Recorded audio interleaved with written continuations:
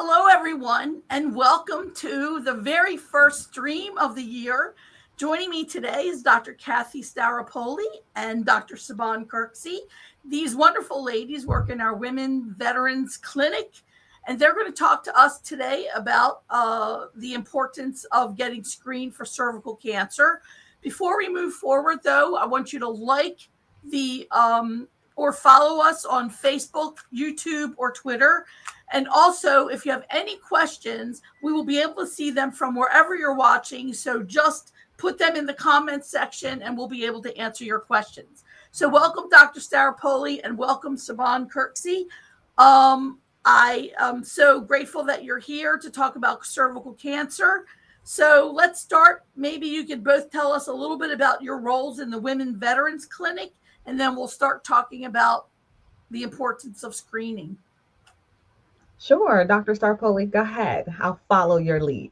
Okay, well, I'm Kathy Staropoli, and I am the medical director for women's health here at VAMX, and it's a role I've had for many years now, decades actually. And I work with Siobhan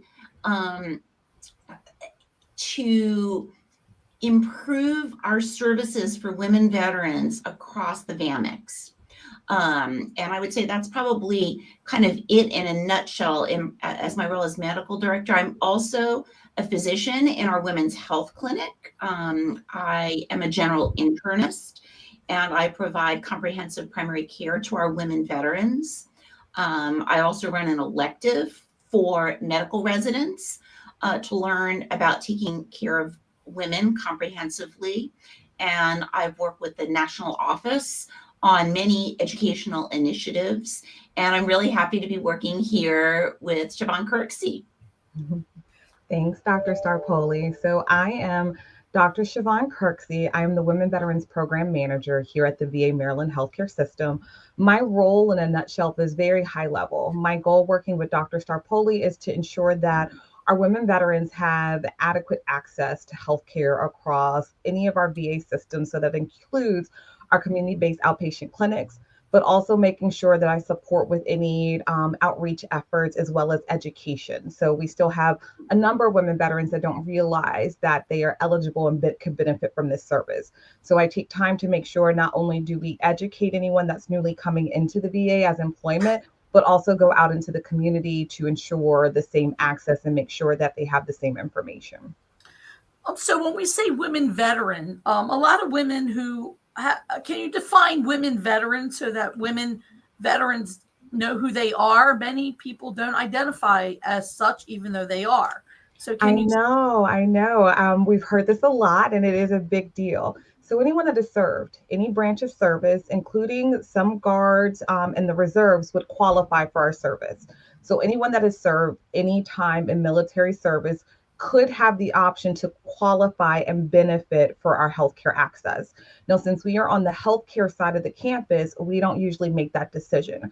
We collaborate together with our Veteran Benefits Office, who helps together determine who would be eligible based on service, but it is anyone that has actually served time through all of our branches of military service. And we want to make sure that they have the opportunity to explore whether or not the benefits apply to them. And so there's specific things that our Veterans and Benefit Office would do to help support that and go through the process. But they make that determination. And once you are, then we on this side help and ensure that they are able to access appropriate health care. So anyone who's put on that uniform and served in any branch is a woman veteran. Any woman Correct. veteran who put on the uniform. So, Yes. and also tell us a little bit about the ages of the women you serve. Is it just young people? Is it just old people? What is your age range for patients? I wish I could say it was just young and old. In the very beginning, I would say most of our demographic initially would be our 45 to 60s, but we've seen this huge trend because of the growing rise of our women veterans kind of serving. So now our mixture looks more towards our 20 to 30-year-olds. It's kind of high and very populating when it comes to those veterans accessing healthcare and coming in for services. So I would say our 20 to 30-year-olds and still our 40 to 65-year-olds, that nice little niche spot, are still our fastest growing. The numbers that we see decreasing, though, are in our older vets. If they now qualify for Medicare services, we do see a little bit of their access kind of dwindling a little bit because they're utilizing more of their Medicare. But we do see our young veterans kind of more so accessing and coming in to receive healthcare access and benefits. So, in regard to cervical cancer, I'm thinking that no matter how old a woman is, a woman in general is, women veterans in particular, who is our demographic that we serve, why is it important to get that cervical cancer screening? So maybe we should talk a little bit about what cervical cancer actually is and talk about what the screening does. Yeah, I wanted to just add on to what Siobhan was saying, that 18% of our veterans are women right now here at VAMIX. So this is huge, right? That's almost 1 out of every 5 veterans that we serve here are women, and many of them are young. More and more, we're seeing people that separate from military service in their 20s, in their 30s coming in. We see people who are older who discover that they have benefits that are coming in. But in general, the people that are coming in relationship to cervical cancer, they all need screening. So what is cervical cancer? So the cervix is part of the uterus. It's the part of the uterus that extends into the vagina. And this can develop cervical cancer. How does this happen? We used to not really know, but now we know that the virus, human papillomavirus, is the causative agent of cervical cancer. And how do people get HPV, which is what it's called? People get this through sexual contact. Okay. In order to develop cervical cancer, it's not a one-time thing. It's not like you get exposed to HPV from some sexual encounter and you're going to develop cervical cancer. Okay. And I think after COVID, a lot of people are starting to understand a little bit more about immunology, chronic exposure, inability to get rid of viruses and things like this.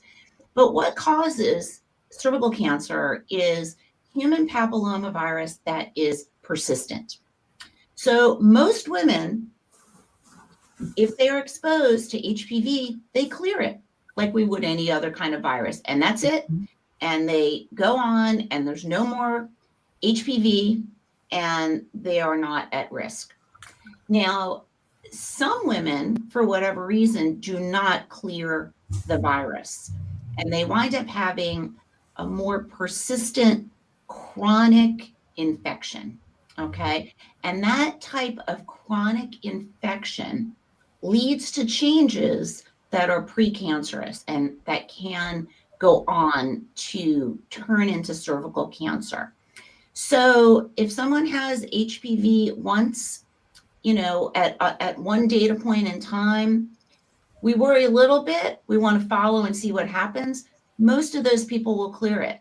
There's been studies of 24-year-olds, and more than 25% of the population has HPV at any given time.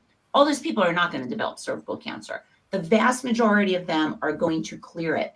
This is why we don't even check for HPV in younger populations, because the prevalence of having it at any given time is pretty high. And most of those people are not going to go on to have any kind of chronic infection or changes. So we don't even check it because it would give us way too much information that's not useful to us. So if people have kind of a chronic infection, it can cause changes that will lead to precancerous lesions and eventually cervical cancer. This takes a long time. It takes a long time for cervical cancer to get from being exposed to HPV and kind of having a chronic infection over a couple of years to developing actual cervical cancer. 10 years usually this takes. So we have many, many, many, many, many opportunities to check people's pap smears to see kind of what's going on. Pap smear is basically just a swab of the cervix to look at the cells. That's basically what we're looking at. And the pathologists take a look and they see if there's anything that looks abnormal, precancerous, and they basically read it and they let us know kind of what's going on there. So that's just a little bit about cervical cancer and how it forms. Why are some people more at risk? Well, people who smoke are at higher risk. They're at higher risk for all cancers because the smoking can affect their own ability to fight off these cancers. Okay, it can affect the immune systems, can give problems with the genes that fight against cancer. So that's one group of people that are at higher risk. Another group of people at higher risk are people that are immunocompromised. And that's because these are people that, like any other virus, they have a hard time getting rid of it, or a harder time than average risk people clearing the virus. So who are immunocompromised people? People that have HIV, people that have diabetes can be, people who are on steroids or other immunosuppressant medications, for example, people who have organ transplants. These people are at higher risk for cervical cancer, and we screen them a little bit differently, maybe not the diabetes, because that is not as much of an immunosuppressant, but some of those other conditions, we don't go by the general screening guidelines because they are at higher risk. So if one were to get screened at a younger age, and they are found with precancerous cells, then what happens? And the reason I ask this is because I know someone who was early 30s who was diagnosed with cervical cancer. So what ages are we looking at where it can develop? So, and what happens if the pre-cancer cells happen or are found as opposed to the cancer cells? Like, is there a difference? Yeah, so there's a big difference. So in general, like I said, it can take like 8-10 years for frank cancer to develop. So we usually start screening people after the age of 21. This is now the guidelines for cervical cancer have changed a lot over the last 15-20 years. Everybody used to get a pap smear every year, right? Mhm. That was like, the thing that was really, really driven into women, get your pap smear every year. But we don't really know about this HPV situation. Now we know and I'll talk a little bit about younger people, but in people who don't have such a high prevalence of HPV, that would be women 30 and older, we actually check for HPV. If they don't have HPV infection, they already go to a lot lower risk. We don't need to screen them as often. Younger women, like I said, we don't really check the HPV. We do check the pap smear. And if it's abnormal, depends upon what is found. Sometimes people need to go for a colposcopy. Colposcopy is where they actually look at the cervix. It's like going for a regular pap smear, except they've kind of got a sort of a microscope that they can look. They kind of swab the cervix with something that they can see where changes might be. And if they find anything, they just do a little biopsy. And that actually gives a tissue diagnosis of what's going on. And it depends upon kind of what stage of precancer it is. But from there, there's kind of a whole set of guidelines about, do people need to have that acted on? Do they need it, lasered to get rid of it? Is it something that's pretty low risk and we'll just do another pap smear in a year? We'll follow up in a year to figure out what goes on. Do we follow up in 3 years? Do we follow up in 5 years? So it's very rare that we actually come out with cervical cancer on a pap smear. It's very, very rare. This is pap smear screening is one of the great examples of public health and screening. The incidence of cervical cancer has gone down enormously in the last 120 years. Enormously. I mean, this used to be a leading cause of cancer amongst women, and it's not anymore. It's not one of the leading causes of cancer. It's still a cause of cancer, but it's not like it was in the early, 1900s. And still worldwide, cervical cancer is, I think, the fourth most common cancer amongst women, in places where people are not being screened. So cervical cancer screening is a big, big, big success story because we have a big window to find abnormalities and we have good testing tools. And the other thing that is really developed, like I said, in the last 20 years, is that we are not over screening people. We know we can identify who is at low risk. We don't need to be screening them so much because, every test we do, there's a possibility of what we call false positives. Something comes out, it's not really the case. Nobody has any kind of problem. The test is abnormal, and tests beget tests, and it's procedures and all that other kind of stuff. So, if we don't need to be doing all these things on people, we shouldn't be doing things on them. They can be harmful in the end, if not psychologically harmful to physically harmful. It might lead to procedures that have complications and problems. So we've been able to identify people who are at low and high risk now with these different testing strategies. So cervical cancer screening, it's an important screening test, and it's a very effective screening test. Can you talk a little bit about how the HPV vaccine has been helpful, and your recommendations for it? I read articles that said that both men and women should get this vaccine. So can you talk a little bit about that? Yeah, so it's been suggested, the HPV vaccine, I can't even remember when it came out, probably 10, 15 years ago, maybe in like the early 2000s or so.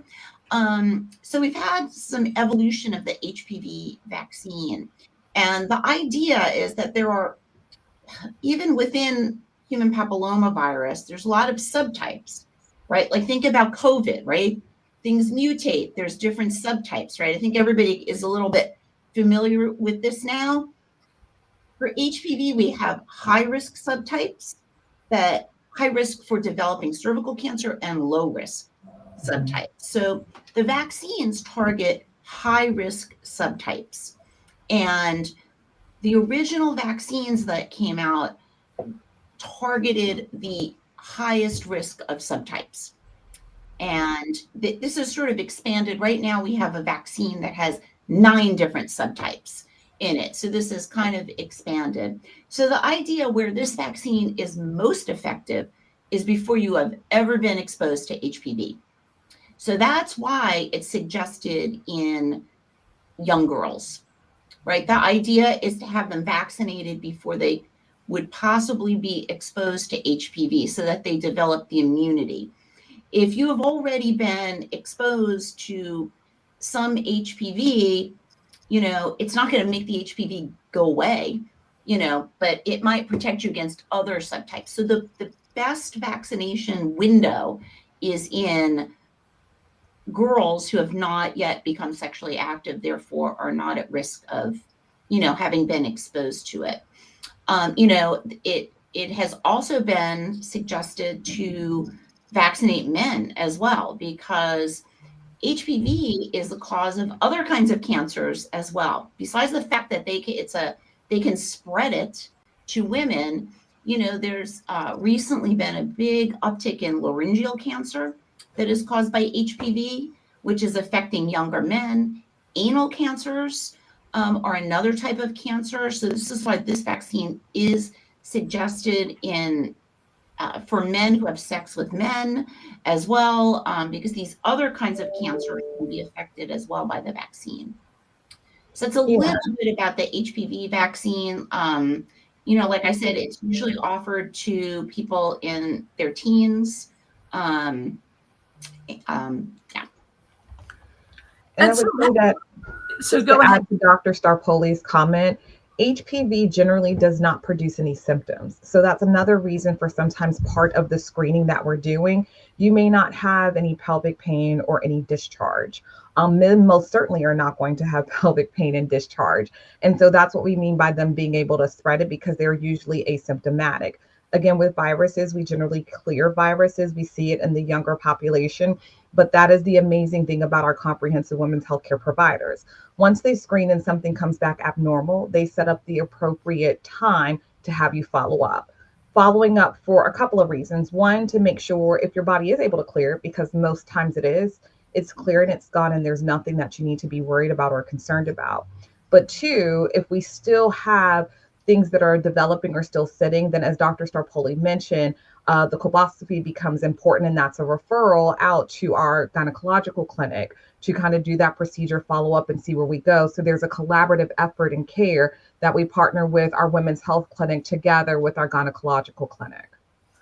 So when you talk about gynecological clinic, is that here at the VA or is that We do. So we're talking about our gynecology clinic that's here. For us, that clinic is seen as a specialty clinic. So your routine pap smear HPV testing is going to be done by your comprehensive women's healthcare provider within the women's health clinic, or if you're in any of our community-based outpatient clinics, then that provider is intertwined in our primary care clinic. So we have comprehensive women's healthcare providers within our primary care clinic.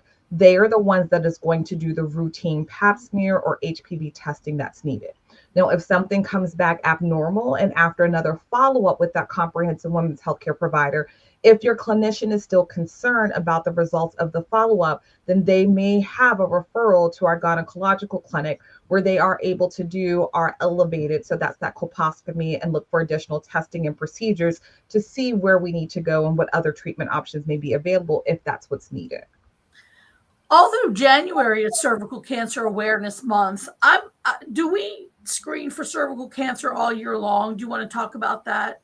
We do. Screening is all year long. It does not matter when a woman veteran comes in. You could be newly enrolled this month and follow up with one of our comprehensive women's healthcare providers this month, and we would screen appropriately unless we have records from a previous clinician where we can verify the date of the last exam. So we want to make sure that we are doing routine screenings. And as Dr. Staropoli mentioned, we don't want to do anything that's going to be harmful. But the month and year become important for screenings, and whether or not our patients, our veterans, know whether or not their test was normal or abnormal. Sometimes just saying that it was normal sometimes isn't enough, because sometimes we say it's normal, but we want you to follow up in 1 month because maybe we did see some cells that we want to follow up. So it just depends. It's not just so much as saying the test was normal or abnormal. If we can get a copy, we are hoping and working with our veterans to share the information so we're able to get that information and provide the appropriate holistic health care that we want to provide. So we don't want to screen more frequently if it's not needed, but if they do need screenings, we want to make sure that we are offering them the opportunity to be screened, have their records here, and move forward with care appropriately. How often do you recommend treatment? You said the date is important. What is important about the date? So the data is important for a number of reasons. One, because we don't want to screen you too quickly. As Dr. Staropoli mentioned, sometimes there's errors in just routine screening. You had one a month ago. Do you actually need one in another month? Of course not. So the date and time does become invaluable, more so because of our recommendations that have been set down from the CDC, and then also ones that we have. So usually folks that have a normal pap smear and HPV testing would need to be seen again for 3 years. But that's a discussion together with the clinician and the patient. For some patients that may be at maybe more riskier lifestyle, they are sexually active and they are choosing how they want to participate in their sexual activity. We may not necessarily need to continue to do a pap smear every year, but routine STI screening is something completely different. And sometimes those two get confused because we bundle the terminology together. Sometimes we say that we're going to do your STI screenings with your pap smears, and we confuse patients sometimes by not specifying the difference between one and the other. You can get a pap smear, which is your routine clinical prevention screening, which is separate than you needing STI testing. A combination of that testing is, of course, cervical swabs, because we're testing for some cervical sexual transmitted infections, but also usually blood tests. So the two can be done together for a routine exam, but sometimes patients may need STI testing done more frequently. Okay, and another question is, you said that once someone is exposed to HPV and if it's persistent, it's persistent. It's not like the body can clear it. Mhm. So if a person has been exposed to that persistent HPV and the body doesn't clear it, what happens then? Do they always, is it like any other virus like that you have for the rest of your life? What is what is that? Can then abnormal cells appear at any time during that person's lifespan? So can you talk about what it is to have been exposed to the virus and it hasn't cleared the body? The body Right. hasn't cleared it. Yeah, so I can talk about that. So a lot of times it does clear eventually. Most of the time it does. It doesn't, you know, what we wind up doing in people that test for HPV positive ongoing is that we wind up screening them more frequently. And they may wind up getting more colposcopies to look and see if there's any kind of change that they think needs biopsies. So that's kind of our very highest risk people might wind up, getting a colposcopy, every year or so, just to make sure that there's nothing really concerning because they are at such high risk. It's very similar to like colonoscopy recommendations for people who are used to that. People that have polyps and keep making polyps, they get more frequent colonoscopies. People who have no polyps and are at very low risk, they won't get a colonoscopy for 10 years. So our low risk people, once we've determined they're low risk, it's 5 years we're out to now. So, that part is pretty good. If they have a normal pap smear and normal HPV and no HPV, it would be 5 years. And there's a lot of other in-betweens based on their past history, based on what a past colposcopy might have shown, based on what their pap smears might have shown. There's a lot of models to predict risk. And based on where they fall percentage-wise about having an abnormality, based on studies, we determine whether it's 1 year, 3 years, or 5 years that people should follow up. And that's basically, how we determine follow-up. And of course, these things are guidelines. They're not, that each person's an individual. And, we take some of that into account too, right? That's why we're not machines. That's why you don't go into a vending machine to figure out what you need in medicine, right? That's why you go to somebody who has a lot of training and judgment. So yeah, I think that's kind of what happens depending upon your risk, and having HPV positive on your pap smears, does put you at slightly higher risk. But what I always tell people is, we used to screen everybody every year. Now we're only screening people that we think are at higher risk every year. Everybody else we screen less often. And, most people are happy with that. Yeah. So on the outside chance that someone does show their tests do show that they have a cervical cancer, how does VA Women's Health Clinic serve those women veterans if something has come up as positive, that will, a positive for cervical cancer? Like, what are the next steps? So usually surgery, if someone were to have a cervical cancer, would be involved. This would go into the realm of a gynecologic oncologist, which is a surgical specialty of gynecology that deals with essentially gynecologic cancers, ovarian cancer, uterine cancer, cervical cancer. And we would send someone through the community to someone who has that kind of expertise.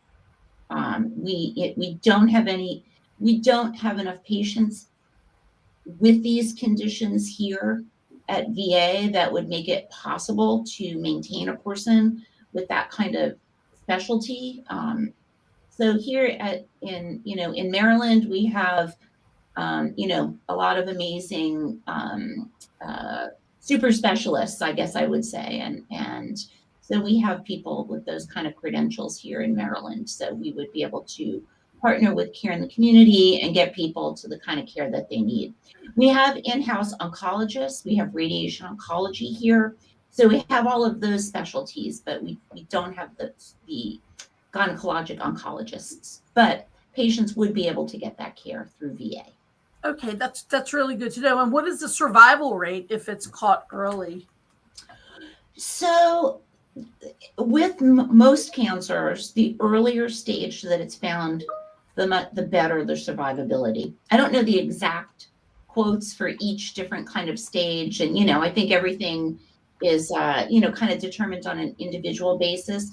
But cervical cancer is definitely the type of cancer that the earlier stage it is, the less it has spread, the way better people do. So another plug for early diagnosis of this, because diagnosing this early leads to better outcomes, and diagnosing it before it even happens with with picking up the precancerous lesions, which we can zap with lasers so that they won't develop into anything, is an even better preventative strategy. Yeah, I couldn't agree with Dr. Staropoli more. When it comes to us talking about survival rate, our CDC and our national statistics break it down in a number of ways. So not only do they break it down by what stage you're at, but there's also at times differences between age and race. So that survival rate looks different. They always look at a 5-year survival rate for most of it, but the numbers are significantly different depending on what age group and population we're discussing. So, how can women veterans out there get screened for for cervical cancer in any way, whether it's the test to find out if they've been exposed to the virus or if it's actually the pap smear or whatever else they need? How can they access VA healthcare? So they're going to come and see us. They're going to make an appointment with their comprehensive women's healthcare provider in one of the clinics. So here in Baltimore, we are on the second floor.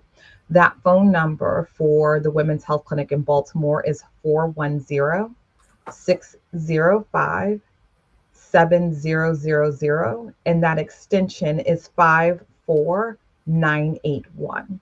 You're going to reach one of our medical support staff who will help provide you with an appointment. And usually we say you're coming in for a well woman exam. That makes enough sense. And it also helps the schedulers understand exactly what time space and block to put you in. For new patients, we encourage them all to ask for a well woman. You want as much time as possible to go over medical history, any concerns that you have. And it also allows that provider to have enough time to screen appropriately. Right. The other thing I was going to say is that, we do offer, we have women's health teams, primary care teams at every one of our sites. Mm-hmm. So this is the number for Baltimore, but people can also contact any of the community-based outpatient clinics. And each one some have multiple teams, all have at least one team, which is composed of a physician, nursing staff, who have all had training and are sensitive to the needs of our women veterans. And they all can do pap smear screening, cervical cancer screening, breast cancer screening. All of that can be done by our women's health teams, which consist of either general internists, family practitioners, family nurse practitioners, are the clinicians on these teams. So people can come on down. All right. Is there anything that you want women veterans to know in general, in particular, and all veterans to know in general about the screening for cervical cancer or the women's health care, or what opportunities and services are available to women veterans here at the VA? Well, I'll just round up a little bit about the cervical cancer, and I'll let Siobhan talk about all the amazing things and wonderful things that we have been working on for women veterans. But basically, for cervical cancer, come get a pap, come get a pap smear. This is one of the big successes in screening in public health over the last century. It has evolved. We have learned who is at higher risk, who is at lower risk. This is a screening situation where we've been able to decrease screening and risks of kind of over-diagnosis. So pap smear screening, it's within reach of everyone. Our comprehensive women's health teams can do it. We also have our women's health clinic in Baltimore, where we have a women's health nurse practitioner that can also do this, who does well women exhibits. So there is definitely access to come in and get this done. Most people under the age of 30, it's every 3 years. Above the age of 30, it depends upon your past screenings. A lot of our younger people had screenings in the military. So if you're within 3 years and you haven't had any problems, it's time to come on down. I would add to that for our veterans that have experienced MST. Our team has a very trauma informed approach to us providing this level of care. We realize and we understand that trauma plays a huge role into some of our women veterans wanting to even be screened. And so we have been trained in trauma informed care to make sure your environment supports what's needed to provide you with the best possible level of care. Our clinicians take their time. They are slow and methodical when they sit and talk with you. They will guide you through an exam so that you feel as comfortable as possible and create a reassuring, nurturing environment. So that's one of the huge benefits. We take the time to understand and provide the care that is needed. It is not a quick rush in and out of the clinic, especially for something as sensitive as this, and ensuring that you feel comfortable with the level of care that you are receiving. Our providers in our clinics are amazing at providing holistic care. So it's very important to what we provide. As we've spent this time talking specifically about cervical cancer, we do all routine screenings from diabetes to hypertension to cervical cancer and breast cancer. We provide it all. We collaborate together. We are able to provide pelvic floor therapy for those who have incontinent issues, pelvic pain issues. We provide reproductive health care across the gamut. So that would include our veterans that are looking to start new life, but also ones that may be having challenges and issues with perimenopause or menopausal symptoms, as well as our veterans that may be experiencing challenges with infertility. There are a number of aspects of healthcare that we are able to provide for you. The first thing that you have to do, though, is enroll, and that becomes huge and very important. Figure out whether or not you meet the eligibility to get the healthcare that we would gladly love to provide to you. And that starts with connecting with your benefits office and getting the information that you need. Once you have that, you want to reach out to us to get enrolled and then set your first appointment. Those things are very important for us being able to provide the best possible care for you. All right. And do you help people get enrolled after they've been deemed eligible? Do you help them get enrolled, or? I don't do it specifically, but if they were to reach out to me directly, yes, I partner with our enrollment team to Okay. ensure that they are enrolled pretty much right away. And then we can go ahead and get them scheduled from there. So at times we can handle that unanimously. Throughout the year, we do partnered enrollment and benefit fairs. So it is a great opportunity for us to do both. I am actually planning for a summer what we call open house, which will allow our women veterans to look at enrollment and benefits at the same time. And if we're able to, we'll also get them scheduled for their first appointment. Once they determine that they are eligible and they're enrolled, we can wrap them right into their first appointment. That's wonderful. And I will tell everyone to watch our pages, whether it's Instagram, YouTube, or Facebook, to keep an eye out for information about that outreach for women veterans. So, is there anything else you want to add before we say farewell? Come. We are looking forward to serving you. It is a pleasure and delight, and we continue to grow and expand our program every year. Whole health is the gamut of what we provide, and we take that very seriously here on understanding holistically what our patients would like for health and well-being. All right, well, thank you, Dr. Staropoli and Dr. Kirksey.